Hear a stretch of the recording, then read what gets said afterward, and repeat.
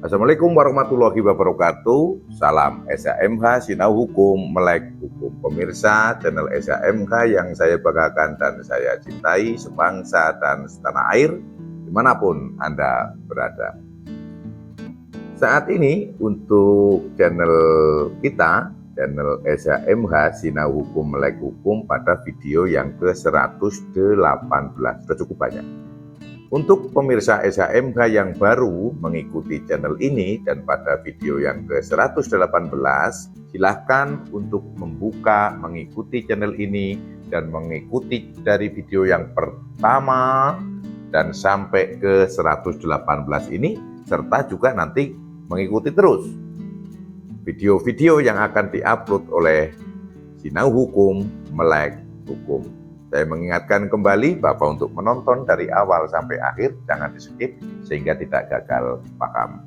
Berikan dukungan juga untuk subscribe kepada channel SHMH. Terima kasih. Kita akan membahas pasal 287. Untuk jelasnya akan saya bacakan bunyi pasalnya.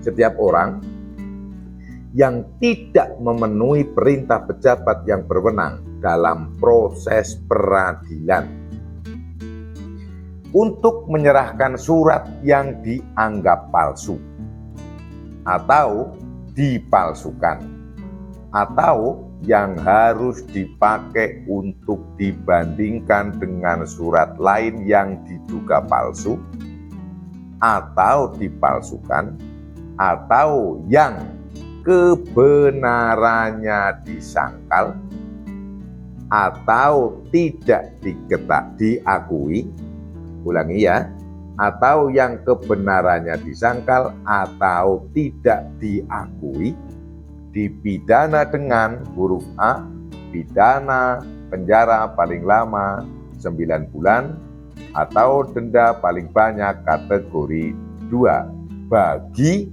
perkara pidana. Huruf B, pidana penjara paling lama 6 bulan atau pidana denda paling banyak kategori 2 bagi perkara lainnya. Saya menyampaikan dulu terkait perkara pidana. Lalu kalau perkara pidana ya perkara ini, perkara yang diatur di dalam kitab Undang-Undang Hukum Pidana, baik itu pidana lama maupun yang kita bahas ini, kitab Undang-Undang Hukum Pidana yang baru atau Undang-Undang Nomor 1 Tahun 2023. Kemudian tindak pidana korupsi, tindak pidana narkotika, tindak pidana penghapusan kekerasan dalam rumah tangga, tindak pidana perpajakan, ya cukup banyak sekali tindak pidana.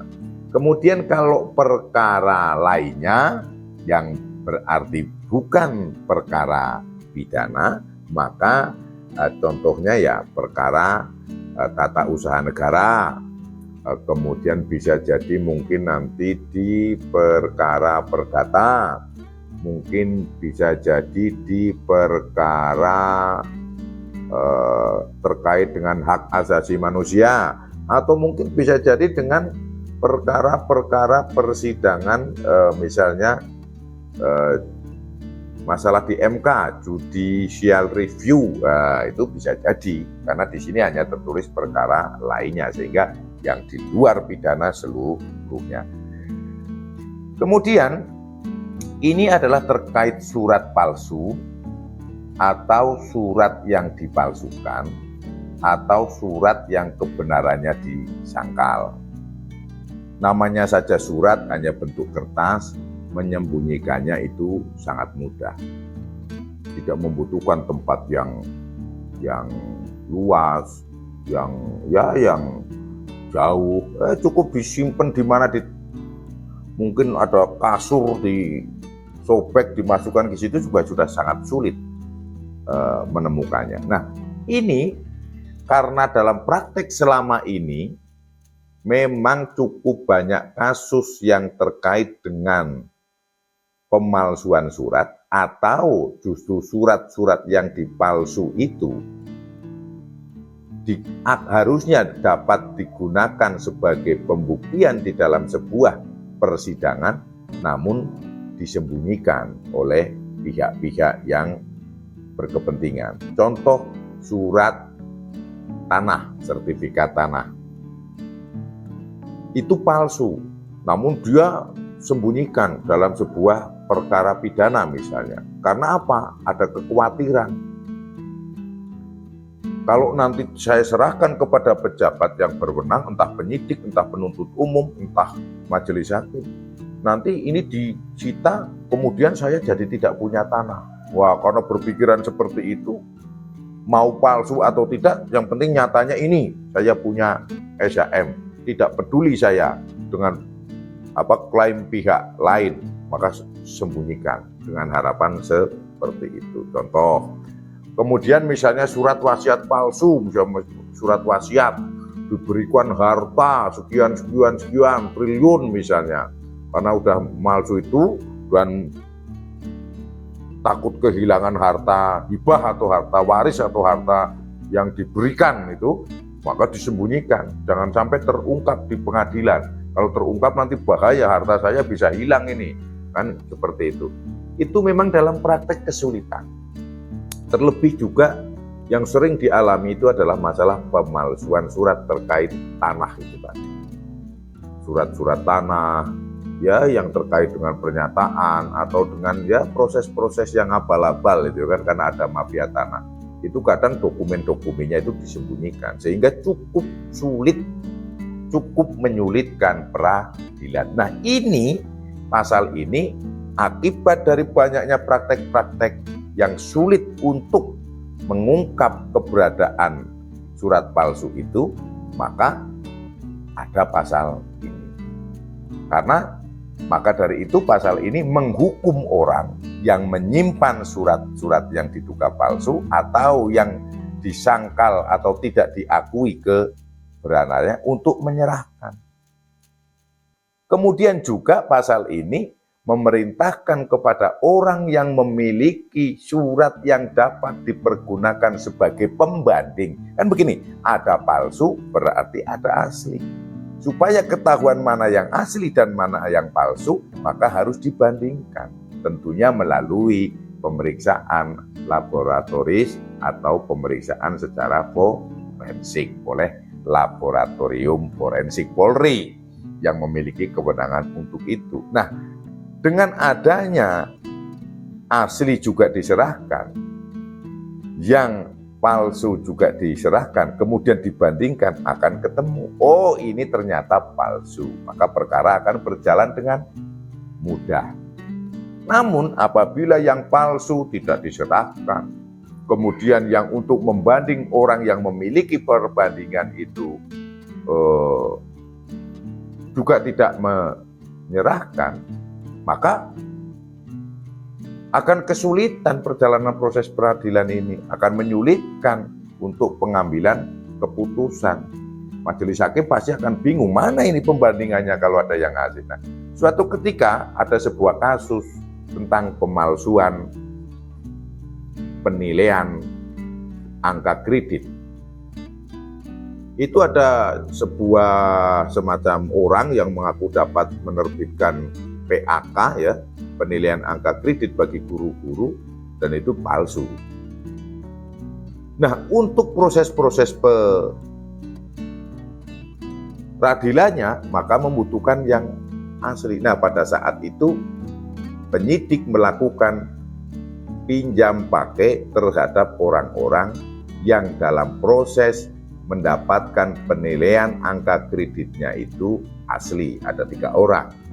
Maka ada 3 surat PAK, penilaian angka kredit yang asli, untuk membandingkan dengan pihak-pihak yang perolehannya secara palsu. Nah, kenapa palsu ini? Ini mereka sebagai korban, karena taunya proses yang dilakukan yaitu sudah bagus, sehingga tapi ada pelaku ini, komplotan ini.